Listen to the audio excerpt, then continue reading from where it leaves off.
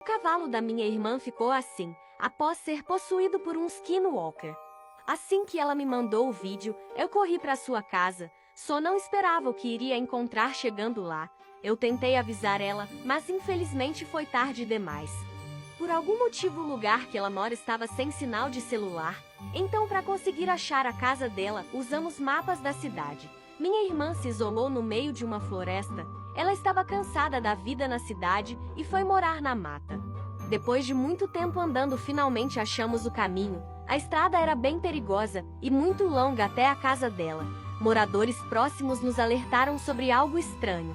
Animais do local estavam se transformando, acreditam ser skinwalkers, que estão possuindo os animais. Achamos aquilo estranho, mas decidimos seguir até a casa. Mal sabia o que iria encontrar chegando lá. Se quiserem ver a parte 2 com a continuação, comentem muito nesse vídeo que irei postar.